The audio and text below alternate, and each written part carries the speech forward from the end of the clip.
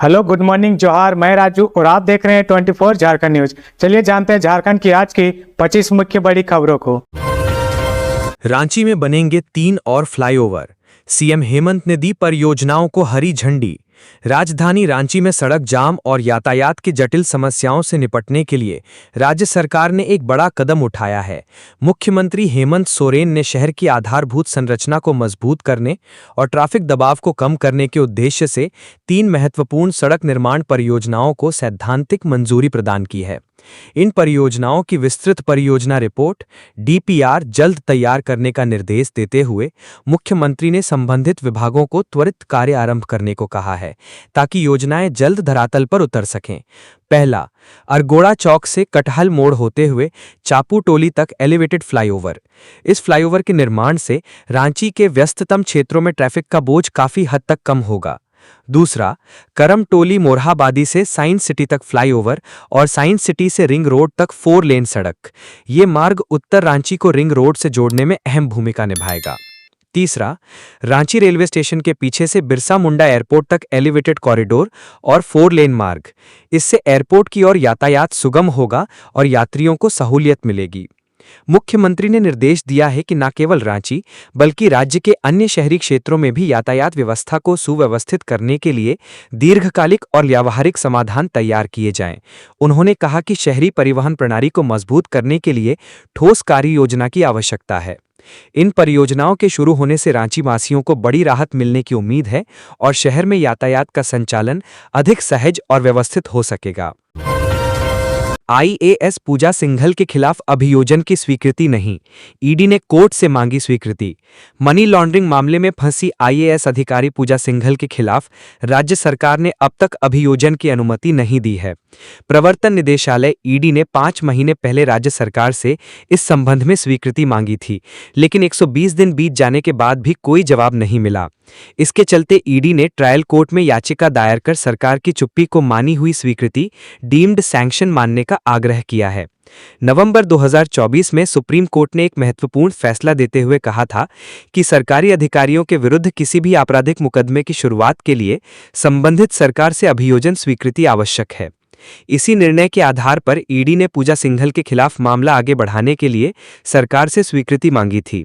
हालांकि 4 महीने से अधिक का समय बीत जाने के बावजूद सरकार की ओर से कोई प्रतिक्रिया नहीं दी गई। इसके बाद ईडी ने ट्रायल कोर्ट का दरवाजा खटखटाते हुए याचिका दायर की है। याचिका में कहा गया है कि सुप्रीम कोर्ट के दिशा निर्देशों के अनुसार यदि 120 दिन के भीतर अभियोजन की अनुमति नहीं दी जाती तो उसे स्वीकृति मान लिया जाना चाहिए। ईडी ने कोर्ट के समक्ष कई उदाहरण और सुप्रीम कोर्ट के निर्देश प्रस्तुत करते हुए आग्रह किया है कि पूजा सिंघल के खिलाफ मुकदमा चलाने की प्रक्रिया को ना रोका जाए और इसे मानी हुई स्वीकृति के रूप में माना जाए। झारखंड में मेट्रो रेल परियोजना को लेकर हेमंत सरकार का बड़ा कदम, 3 शहरों के लिए केंद्र को भेजा प्रस्ताव। पड़ोसी राज्य बिहार की राजधानी पटना में मेट्रो रेल परियोजना का पहला चरण अपने अंतिम दौर में है। इस बीच झारखंड में भी मेट्रो रेल शुरू करने की जनभावना तेज हो रही है। इसे ध्यान में रखते हुए हेमंत सोरेन सरकार ने राज्य के 3 प्रमुख शहरों रांची, जमशेदपुर और धनबाद में मेट्रो रेल परियोजना शुरू करने का प्रस्ताव तैयार किया है। ये प्रस्ताव केंद्रीय शहरी विकास एवं आवास मंत्री मनोहर लाल खट्टर और विभागीय सचिव को भेजा गया है। 10 जुलाई को रांची में आयोजित पूर्वी क्षेत्रीय परिषद की 27वीं बैठक में मुख्यमंत्री हेमंत सोरेन ने केंद्रीय गृह मंत्री अमित शाह के समक्ष मेट्रो रेल परियोजना का प्रस्ताव रखा। इस प्रस्ताव को नगर विकास विभाग ने औपचारिक रूप से केंद्र सरकार को सौंप दिया है। राज्य के वित्त मंत्री राधाकृष्ण किशोर ने कहा कि मेट्रो रेल परियोजना से न केवल शहरीकरण को बढ़ावा मिलेगा बल्कि राज्य में चतुर्मुखी विकास की गति भी तेज होगी। राधाकृष्ण किशोर ने कहा कि यदि केंद्र सरकार मेट्रो रेल परियोजना को स्वीकृति नहीं देती तो यह संविधान के संघीय ढांचे के खिलाफ होगा। उन्होंने जोर देकर कहा कि झारखंड सरकार विकास के लिए प्रतिबद्ध है और केंद्र से सहयोग की अपेक्षा रखती है। झारखंड सरकार के नगर विकास विभाग ने केंद्र को भेजे प्रस्ताव में रांची, जमशेदपुर और धनबाद में मेट्रो रेल परियोजना के क्रियान्वयन, फिजिबिलिटी स्टडी और सर्वे की मांग की गई है। प्रस्ताव में केंद्र से आग्रह किया गया है कि इन तीनों शहरों में मेट्रो परियोजना को जल्द स्वीकृति दी जाए ताकि विस्तृत परियोजना रिपोर्ट तैयार की जा सके। मेट्रो रेल परियोजना को रांची, जमशेदपुर और धनबाद के लिए अत्यंत महत्वपूर्ण माना जा रहा है। यह न केवल यातायात को सुगम बनाएगी बल्कि शहरी विकास, रोजगार सृजन और आर्थिक प्रगति में भी योगदान देगी। हेमंत सरकार का यह कदम झारखंड को आधुनिक बुनियादी ढांचे की दिशा में एक कदम आगे ले जाने की दिशा में महत्वपूर्ण है। रांची की महिलाओं को मिला मैया सम्मान का सहारा, अब बन रही हैं आत्मनिर्भर। झारखंड सरकार की मुख्यमंत्री मैया सम्मान योजना अब रांची जिले की महिलाओं के लिए एक बड़ी उम्मीद बन गई है। इस योजना के जरिए महिलाएं अब खुद कमाई कर रही हैं और आत्मनिर्भर बन रही हैं।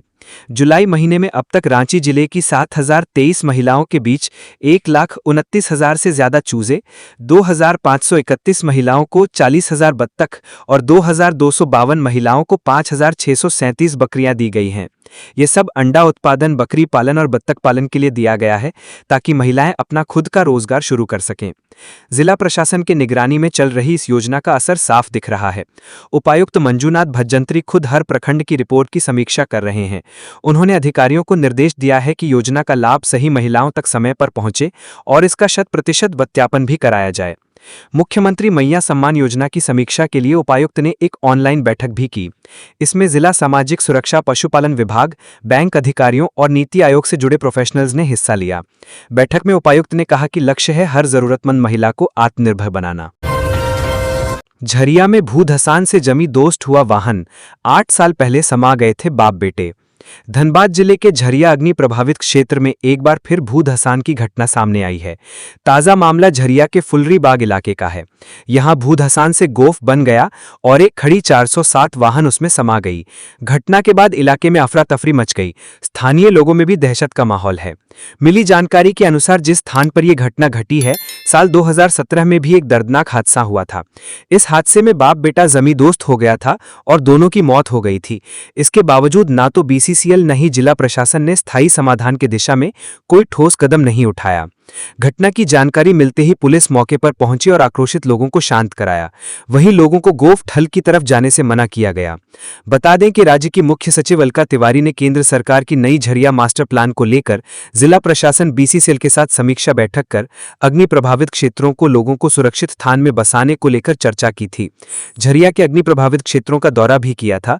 दौरे के कुछ ही घंटों के भीतर यह बड़ी घटना सामने घटी है। हालांकि इस घटना में किसी प्रकार की जनहानि नहीं हुई है, लेकिन यह आने वाले बड़े खतरे का संकेत जरूर दे रही है। स्थानीय लोगों का कहना है कि हम लोग रोज डर के साए में जीते हैं, कब जमीन धंस जाए कोई भरोसा नहीं। सरकार और बीसीसीएल को जब तक कोई बड़ा हादसा न हो तब तक कोई फर्क नहीं पड़ता है। रांची के पुंदाग में ज्वेलरी शॉप में बड़ी चोरी, गैस कटर से शटर काटकर लाखों के गहने उड़ाए। पुंदाग के शेल सिटी स्थित श्रेष्ठ ज्वेलर्स में शुक्रवार देर रात चोरों ने बड़ी वारदात को अंजाम दिया। अज्ञात चोर गैस कटर की मदद से दुकान का शटर काटकर अंदर घुसे और करीब 5 लाख रुपए से अधिक के सोने चांदी के आभूषण लेकर फरार हो गए। शनिवार सुबह जब स्थानीय लोग मॉर्निंग वॉक पर निकले तो उन्होंने देखा कि दुकान का शटर टूटा हुआ है। इसकी सूचना उन्होंने तुरंत दुकानदार को दी। दुकान मालिक मौके पर पहुंचे और चोरी की घटना देखकर हैरान रह गए। उन्होंने बताया कि चोरी गए जेवरों की कीमत 5 लाख से ज्यादा है। घटना की जानकारी मिलते ही पुलिस भी मौके पर पहुंची। हटिया डीएसपी प्रमोद मिश्रा ने बताया कि फॉरेंसिक टीम को बुलाकर जांच कराई गई है। दुकान के सीसीटीवी कैमरों की फुटेज भी खंगाली गई है, जिसमें 8 से 10 की संख्या में चोर नजर आ रहे हैं। पुलिस अब फुटेज के आधार पर आरोपियों की पहचान और गिरफ्तारी की दिशा में आगे की कार्रवाई कर रही है। कांग्रेस की ओबीसी गोलबंदी की रणनीति, दिल्ली में हिस्सेदारी न्याय सम्मेलन, रांची में राजभवन घेराव की तैयारी। केंद्र की राजनीति में अपनी खोई ताकत को पुनर्जीवन के लिए कांग्रेस ने ओबीसी समुदाय की गोलबंदी पर जोर देना शुरू कर दिया है। इसके तहत पार्टी ने पहली बार ओबीसी एडवाइजरी काउंसिल का गठन किया और इसकी पहली बैठक कर्नाटक के बेंगलौर में आयोजित की। इस बैठक में देश भर के कांग्रेस से जुड़े ओबीसी नेताओं ने हिस्सा लिया। झारखंड कांग्रेस के नेताओं ने इस रणनीति को राज्य में भी लागू करने की दिशा में कदम उठाए हैं, जिसमें दिल्ली में हिस्सेदारी न्याय सम्मेलन और रांची में राजभवन घेराव जैसे कार्यक्रम शामिल हैं। केशव महतो ने बताया कि बेंगलोर बैठक में 25 जुलाई को दिल्ली के तालकटोरा स्टेडियम में हिस्सेदारी न्याय सम्मेलन आयोजित करने का फैसला लिया गया। इस सम्मेलन का उद्घाटन कांग्रेस के राष्ट्रीय अध्यक्ष मल्लिकार्जुन खड़गे करेंगे, जबकि समापन सत्र में लोकसभा में विपक्ष के नेता राहुल गांधी शामिल होंगे। झारखंड से बड़ी संख्या में कांग्रेस के नेता और कार्यकर्ता इस सम्मेलन में हिस्सा लेंगे। उन्होंने कहा कि झारखंड भवन से झंडा बैनर के साथ जुलूस की शक्ल में प्रतिनिधि तालकटोरा स्टेडियम पहुंचेंगे। झारखंड में सरकारी नौकरियों और शिक्षण संस्थानों में ओबीसी को 27% आरक्षण दिलाने के लिए झारखंड विधानसभा से पारित प्रस्ताव को केंद्र सरकार को तुरंत भेजने और आरक्षण कोटा को 50% तक बढ़ाने की मांग को लेकर झारखंड प्रदेश कांग्रेस कमेटी का ओबीसी विभाग 2 अगस्त 2025 को रांची में राजभवन के सामने धरना प्रदर्शन करेगा। प्रदेश कांग्रेस ओबीसी विभाग के चेयरमैन अभिलाष साहू ने कहा कि इस प्रदर्शन को सफल बनाने के लिए सभी जिलों में जनसंपर्क अभियान चलाया जाएगा। उन्होंने जोर देकर कहा कि चाहे दिल्ली का सम्मेलन हो या रांची का राजभवन घेराव, कांग्रेस का ओबीसी विभाग अपनी ताकत दिखाएगा। लातेहार में अपराधियों ने जमकर मचाया उत्पात, 2 गाड़ियों में लगाई आग। लातेहार जिले के बालूमाथ थाना क्षेत्र अंतर्गत चमातू कोलियरी परिसर में बीती रात अपराधियों ने जमकर उत्पात मचाया है। अपराधियों ने 2 गाड़ियों में आग लगा दी। घटना के बाद जिला एसपी के निर्देश पर पूरे इलाके को सील कर दिया गया है। वहीं पुलिस टीम द्वारा अपराधियों की गिरफ्तारी के लिए छापेमारी शुरू कर दी गई है। दरअसल बीती रात लगभग 6 की संख्या में अपराधी कोलियरी परिसर में पहुंचे और वहां खड़े एक हाईवा और एक अन्य वाहन में आग लगा दी। इस घटना में दोनों गाड़ियां पूरी तरह जल गईं। मौके पर अपराधियों ने वहां उपस्थित लोगों को धमकी भी दी। घटना को अंजाम देने के बाद सभी अपराधी मौके से फरार हो गए। इसके बाद तुरंत लोगों ने घटना की जानकारी पुलिस को दी। सूचना मिलने के तुरंत बाद पुलिस की टीम घटनास्थल पर पहुंची और इलाके की घेराबंदी कर छापेमारी शुरू कर दी। घटना की पुष्टि करते हुए लातेहार एसपी कुमार गौरव ने बताया कि पुलिस पूरे मामले की छानबीन कर रही है। हिंसक घटना को अंजाम देने वाले अपराधियों को गिरफ्तार करने के लिए पुलिस के द्वारा छापेमारी भी की जा रही है। उन्होंने कहा कि किसी भी अपराधी को छोड़ा नहीं जाएगा। बता दें कि अपराधियों के द्वारा पिछले 15 दिनों के अंतराल पर 3 अलग-अलग स्थान पर गाड़ियों को फूंकने की घटना को अंजाम दिया गया है। हालांकि पुलिस के द्वारा अपराधियों की गिरफ्तारी के लिए छापेमारी अभियान तेज कर दी गई है। लातेहार पुलिस के द्वारा क्षेत्र में काम कर रहे संवेदक और कारोबारी को भी आश्वासन दिया गया है कि उन्हें पूरी सुरक्षा दी जाएगी। मैया सम्मान योजना की लाभुक के चेहरे पर लौटी मुस्कान, एक मुश्त 7,500 के लिए थी परेशान। मार्च माह में राज्य सरकार ने मैया सम्मान योजना के लाभुकों के खाते में एक साथ 3 माह की किश्त जारी की थी। सभी को एक मुश्त 7,500 मिले थे। लाभुकों की खुशी का ठिकाना नहीं था। बाजार में चहल पहल बढ़ गई थी। लेकिन रांची के हरमू में रहने वाली मैया सम्मान योजना की लाभुक तृप्ति देवी परेशान थी। उनके मोबाइल पर पैसे आने का मैसेज नहीं आया था। हरमू स्थित इंडियन बैंक गई, खाता चेक करवाया। बैंक में बताया गया कि पैसे नहीं आए हैं। फिर पैसे गए कहां? उन्होंने सीएससी में जाकर चेक करवाया तो पता चला कि उनके पैसे आईसीआईसीआई बैंक में ट्रांसफर हो गया है। यहां से उनको ईटीबी भारत का साथ मिला।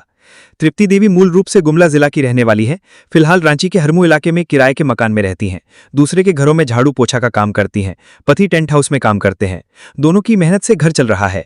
लेकिन मुख्यमंत्री मैया सम्मान योजना की मार्च माह में जारी 3 माह की एक मुश्त किश्त के 7,500 खाते में नहीं पहुंचे। तृप्ति मायूस थी।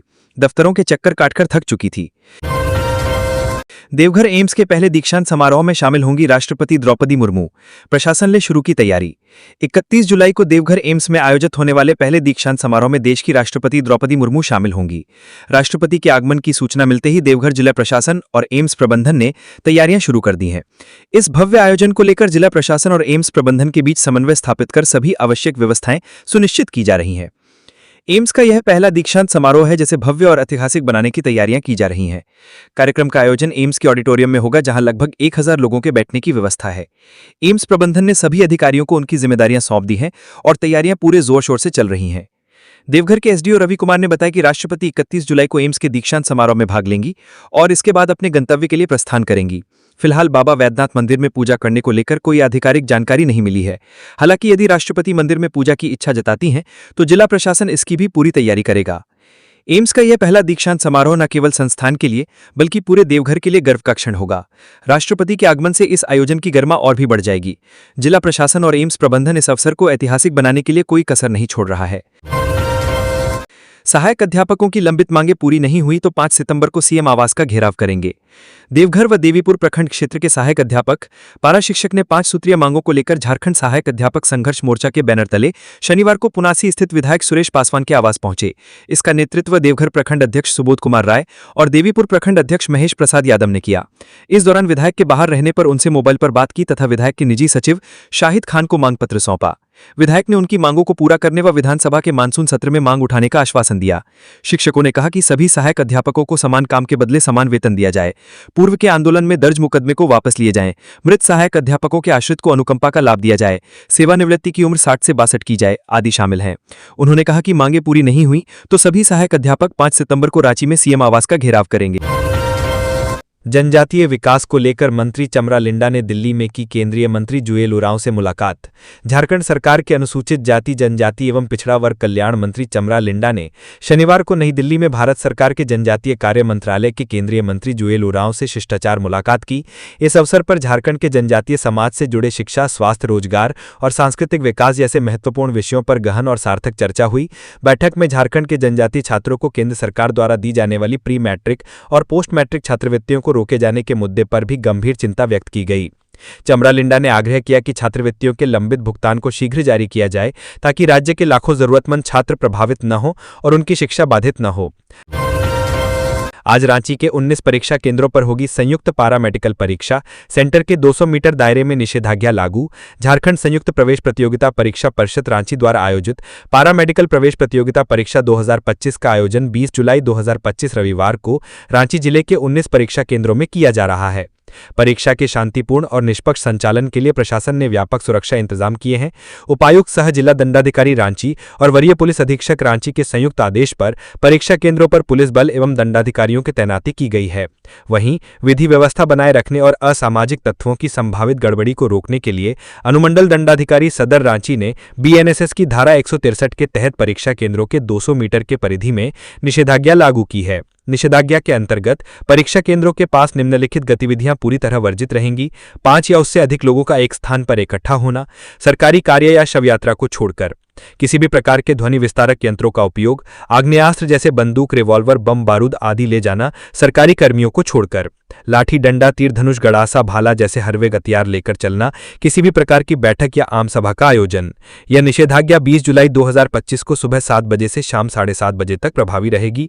प्रशासन ने परीक्षार्थियों एवं आम नागरिकों से सहयोग की अपील की है ताकि परीक्षा सुचारू रूप से संपन्न कराई जा सके। गिरिडीह में मातृत्व सदर अस्पताल में मरीज के परिजनों का हंगामा, डॉक्टरों पर लगाए लापरवाही के आरोप। चैताड़ी स्थित मातृत्व सदर अस्पताल एक बार फिर सवालों के घेरे में है। दरअसल मरीज की स्थिति बिगड़ने के बाद अस्पताल परिसर में शनिवार को परिजनों ने जमकर हंगामा किया और डॉक्टरों व अस्पताल कर्मियों पर गंभीर लापरवाही के आरोप लगाए। जानकारी के अनुसार बगोदर प्रखंड के तारानरी निवासी हुलास विश्वकर्मा की बहन का 8 दिन पूर्व अस्पताल में ऑपरेशन के माध्यम से प्रसव हुआ था। हुलास ने बताया कि प्रसव के बाद से ही उनकी बहन अस्पताल में भर्ती है, लेकिन स्थिति दिन प्रतिदिन बिगड़ती जा रही है। आरोप है कि ऑपरेशन में संक्रमण फैल गया है और घाव से पस बह रहा है। बावजूद इसके चिकित्सकों ने न तो परिवार को स्थिति की जानकारी दी और न ही समय रहते इलाज किया। अब स्थिति गंभीर होने पर मरीज को रेफर किया जा रहा है। हुलास विश्वकर्मा ने यह भी आरोप लगाया कि ऑपरेशन के नाम पर उनसे 5,000 रुपए भी वसूले गए थे। केवल हुलास ही नहीं, मौके पर मौजूद अन्य प्रसूताओं के परिजनों ने भी अस्पताल प्रशासन पर लापरवाही का आरोप लगाया। एक प्रसूता की मां ने बताया कि उनकी बेटी के ऑपरेशन के बाद भी संक्रमण हो गया है और जब भी वह अस्पताल कर्मियों से शिकायत करते हैं कोई उनकी बात नहीं सुनता।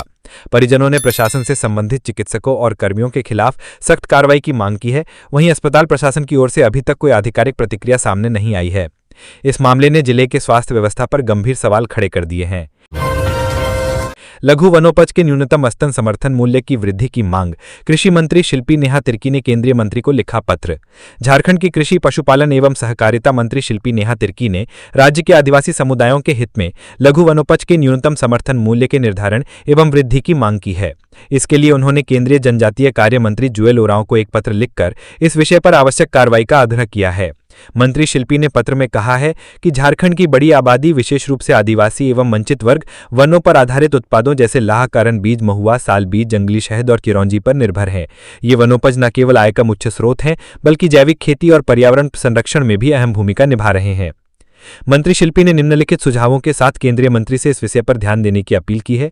लघु वनोपज के न्यूनतम समर्थन मूल्य का पुनः निर्धारण वैज्ञानिक पद्धति और वर्तमान बाजार विश्लेषण के आधार पर किया जाए। एमएसपी में यथोचित वृद्धि की जाए जिससे आदिवासी समुदायों को उनके श्रम का समुचित मूल्य मिल सके। मूल्य निर्धारण प्रक्रिया में कृषि मंत्रालय के विशेषज्ञों को परामर्श के लिए शामिल किया जाए ताकि फसल चक्र, संग्रहण और विपणन जैसे पहलुओं में समन्वय स्थापित हो सके। राज्यों के सहयोग से एक केंद्रीकृत मूल्य मॉनिटरिंग प्रणाली विकसित की जाए जिससे एमएसपी के प्रभावी क्रियान्वयन की निगरानी सुनिश्चित की जा सके। पत्र के अंत में उन्होंने लिखा कि जनजातीय कार्य मंत्रालय द्वारा त्वरित कार्रवाई से न केवल आदिवासी समुदायों की आर्थिक स्थिति सुदृढ़ होगी बल्कि सतत कृषि विकास और ग्रामीण अर्थव्यवस्था को भी बल मिलेगा। रांची सदर अस्पताल में जल्द शुरू हो सकती है बोन मैरो ट्रांसप्लांट की सुविधा। रक्त कैंसर और सिकल सेल के मरीजों को मिलेगी बड़ी राहत। झारखंड में थैलेसीमिया, सिकल सेल एनीमिया और ब्लड कैंसर जैसे गंभीर रक्त संबंधी रोगों से पीड़ित हजारों मरीजों के लिए राहत की खबर है। रांची के सदर अस्पताल में जल्द ही बोन मैरो ट्रांसप्लांट की सुविधा शुरू होने जा रही। इस सुविधा के शुरू होते ही मरीजों को इलाज के लिए दिल्ली, मुंबई या चेन्नई जैसे महंगे शहरों में नहीं जाना पड़ेगा। सदर अस्पताल के उपाध्यक्ष डॉक्टर विमलेश सिंह ने बताया कि बाहर बीएमटी कराने पर मरीज को लगभग 16 से 20 लाख रुपए खर्च करने पड़ते हैं, जो आम लोगों के लिए संभव नहीं होता है। लेकिन अब यह सुविधा रांची में शुरू होगी तो इलाज की लागत काफ़ी कम हो जाएगी। रांची के civil surgeon doctor Prabhat Kumar ने बताया कि बोन मैरो ट्रांसप्लांट के लिए देश के कई विशेषज्ञ डॉक्टर तैयार हैं जो रांची आकर ऑपरेशन करेंगे, जबकि मरीज की देखभाल स्थानीय स्टाफ करेंगे। इसके लिए अस्पताल में विशेष वार्ड तैयार किया जाएगा और नर्सों को विशेष प्रशिक्षण दिया जाएगा। रांची के खेलगांव में सेना भर्ती रैली 22 अगस्त से तैयारी जोरों पर, डीसी ने दिए निर्देश। झारखंड के युवाओं के लिए सेना में भर्ती होने का सुनहरा मौका आने वाला है। रांची के खेलगांव में 22 अगस्त से 4 सितंबर 2025 तक सेना भर्ती रैली का आयोजन संभावित है। इसको लेकर रांची के उपायुक्त मंजुनाथ भजयंत्री की अध्यक्षता में सोमवार को समारोह सभागार में एक अहम बैठक हुई। बैठक में मौजूद डायरेक्टर रिक्रूटिंग कर्नल विकास भोला ने कहा कि रांची जिला से ज़्यादा युवाओं को सेना में भर्ती कराना उनका मकसद है। इसके लिए भर्ती स्थल पर सभी मूलभूत सुविधाएं, मेडिकल टीम, ट्रैफिक व्यवस्था, सुरक्षा और रहने की उचित व्यवस्था की जाएगी। उपायुक्त ने भरोसा दिलाया कि जिला प्रशासन की ओर से सभी जरूरी इंतजाम समय पर पूरे कर दिए जाएंगे। डीसी मंजुनाथ भजयंत्री ने युवाओं से साफ कहा कि भर्ती पूरी तरह पारदर्शी तरीके से होती है। इसमें किसी दलाल की कोई ज़रूरत नहीं है। कोई झांसे में ना आए, जो योग्य होगा उसी की भर्ती होगी। अगर कोई व्यक्ति पैसे या झूठे वादे करता है तो उससे दूर रहें और उसकी सूचना तुरंत प्रशासन को दे। जो भी युवा रैली में शामिल होना चाहते हैं उन्हें ऑनलाइन जाति, निवास और चरित्र प्रमाण पत्र साथ लाना होगा। बिना सही दस्तावेज के भर्ती रैली में भाग लेने की अनुमति नहीं दी जाएगी। साथ ही सभी अभ्यर्थी को अपना एंड्रॉयड मोबाइल फ़ोन लाना अनिवार्य है। रैली का प्रवेश पत्र भीगने से बचाकर रखें। बिहार के बाद झारखंड में भी मतदाता सूची पुनरीक्षण की तैयारी। राजनीतिक दलों को हर बूथ पर बीएलए नियुक्त करने का दिया निर्देश। बिहार की तरह झारखंड में भी मतदाता सूची पुनरीक्षण की सुगबुगाहट तेज हो गई है। गुरुवार 10 जुलाई को चुनाव आयोग के निर्देश पर मुख्य निर्वाचन पदाधिकारी कार्यालय में मान्यता प्राप्त राजनीतिक दल के प्रतिनिधियों की बैठक हुई, जिसमें सभी मतदान केंद्रों पर अपने अपने दल के बूथ लेवल एजेंट यानी बीएलए नियुक्त करने का निर्देश दिया गया, जिससे मतदाता सूची के पुनरीक्षण की प्रक्रिया पारदर्शी बनी रहे। इस मौके पर मुख्य निर्वाचन पदाधिकारी के रवि कुमार ने कहा कि राजनीतिक दल जिला विधानसभा स्तर पर बूथ लेवल एजेंट 1 एवं सभी मतदान केंद्र स्तर पर बूथ लेवल एजेंट 2 को चयनित करते हुए उनकी सूची संबंधित निर्वाचक निबंधन पदाधिकारी को उपलब्ध कराना सुनिश्चित करेंगे। राजनीतिक दलों के साथ बैठक करते हुए मुख्य निर्वाचन पदाधिकारी ने कहा कि राजनीतिक दल बीएलए नियुक्त करते समय इस बात का ध्यान रखें कि संबंधित बीएलए उसी मतदान केंद्र का मतदाता हो। उन्होंने कहा कि राजनीतिक दल बीएलए की सूची संबंधित क्षेत्र के निर्वाचक निबंधन पदाधिकारी को उपलब्ध कराएंगे, जिससे निर्वाचक निबंधन पदाधिकारी द्वारा संबंधित बीएलओ को उपलब्ध करा दिया जाएगा। के रवि कुमार ने कहा कि मतदाता सूची के पुनरीक्षण के क्रम में एक भी मतदाता नहीं छूटे, इसलिए बीएलए एवं बीएलओ आपस में समन्वय स्थापित करते हुए कार्य करेंगे। मान्यता प्राप्त राजनीतिक दलों के चयनित बीएलओ को शर्तों के साथ मतदाताओं के फॉर्म जमा करने, मतदाता सूची के प्रारूप की कॉपी प्राप्त करने आदि कई अधिकार भी दिए गए हैं। गिरिडीह पुलिस ने कसी कमर, लिमिट स्पीड क्रॉस करने वाले वाहन चालकों की खैर नहीं। तेज रफ्तार हमेशा ही जानलेवा रही है। ज़्यादातर सड़क दुर्घटनाओं के पीछे की वजह तेज रफ्तार ही रहती है। रफ्तार के कारण लोग वाहन पर अपना नियंत्रण खो देते हैं, जिसकी वजह से बहुतों की जान भी जा रही है। गिरिडीह में तो हर दूसरे तीसरे दिन सड़क दुर्घटना में किसी न किसी की जान जा रही। ऐसे में इन दुर्घटनाओं पर नियंत्रण रखने के लिए गिरिडीह पुलिस ने अपनी तैयारी को और भी दुरुस्त की है। गिरिडीह पुलिस अब तेज रफ्तार वाहनों को ट्रेस करेगी। तय लिमिट से ज़्यादा की रफ्तार क्रॉस करने वाले वाहनों को न सिर्फ चिन्हित करेगी बल्कि ऐसे वाहनों से जुर्माना भी वसूलेगी। इस पूरे मामले पर जानकारी साझा करते हुए डीएसपी कौसर अली ने बताया कि शहर से सटे इलाके में high speed laser detector camera लगाया गया है और स्पीड की जांच शुरू कर दी गई है। अभी ट्रायल किया जा रहा और जल्द ही इस व्यवस्था को लागू कर दिया जाएगा। बताया जा रहा है कि जो high speed laser detector camera है वह पूरी तरह कंप्यूटर जनित है। इस कैमरे नुमा कंप्यूटर में खासियत है कि वह ऑटोमेटिक आने वाले जाने वाले वाहनों के स्पीड को ट्रेस कर लेता है। इस दौरान जब स्नैप किया जाता है तो वाहन के नंबर को भी यह कैमरा रीड कर लेता है। इसके साथ ही साथ यहीं से चालान जनरेट होता है और वाहन के मालिक को मैसेज चला जाता है। चालान भी ऑनलाइन काटा जाता है। हाई स्पीड चलाने वाले मालिक लिमिट क्रॉस करेंगे तो जुर्माना भरने को तैयार रहें। जमशेदपुर के मटका किंग लोचन पर फायरिंग मामले में 3 अपराधी गिरफ्तार, मौके से पिस्टल और कई उपकरण भी बरामद। गोलमुरी थाना क्षेत्र स्थित दोइला डुंगरी में मटका किंग लोचन पर फायरिंग करने के मामले में जमशेदपुर पुलिस ने रवि खेड़ा गिरोह के 3 शातिर अपराधियों को गिरफ्तार किया है, जिनकी निशानदेही पर पुलिस ने फायरिंग में प्रयुक्त पिस्टल, 1 जिंदा गोली, 2 खोखा सहित स्टील का चापड़, बाइक और मोबाइल बरामद किया है।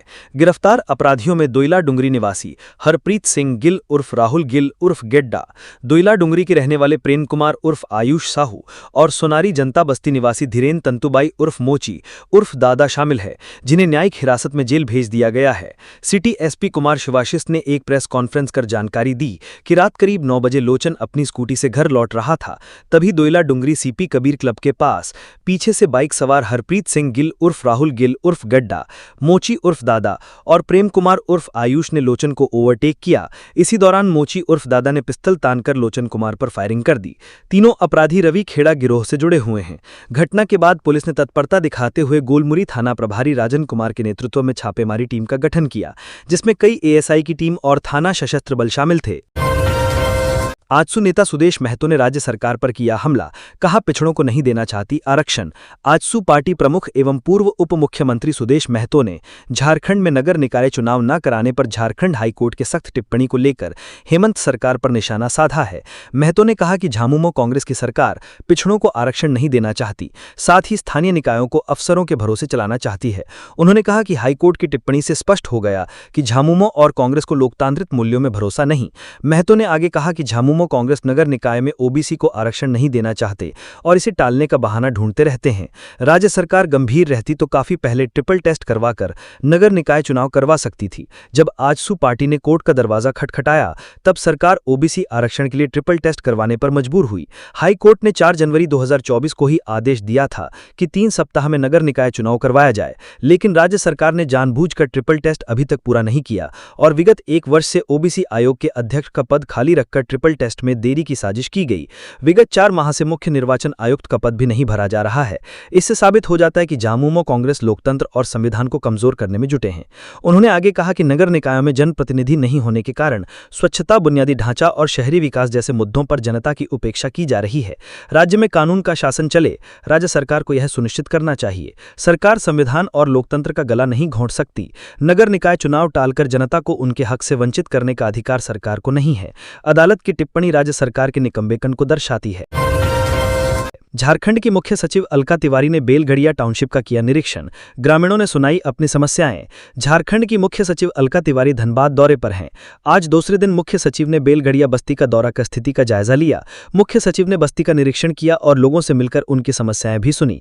मुख्य सचिव ने बेलगड़िया फेज 5 आंगनबाड़ी के लिए चिन्हित भूमि, नया प्राथमिक विद्यालय झरिया विहार बेलगड़िया, स्वास्थ्य उपकेंद्र बेलगड़िया, उत्क्रमित मध्य विद्यालय छत्तातर बेलगड़िया, आरएसपी कॉलेज बेलगड़िया बस्ती के अंतर्गत निर्मित तालाब, पार्क निर्माण के लिए चिन्हित भूमि, mega skill development centre, multi skill development institute के निर्माण के लिए चिन्हित भूमि और अन्य परिसरों का निरीक्षण किया। दौरे के दौरान मुख्य सचिव ने छात्राओं से सीधा संवाद किया।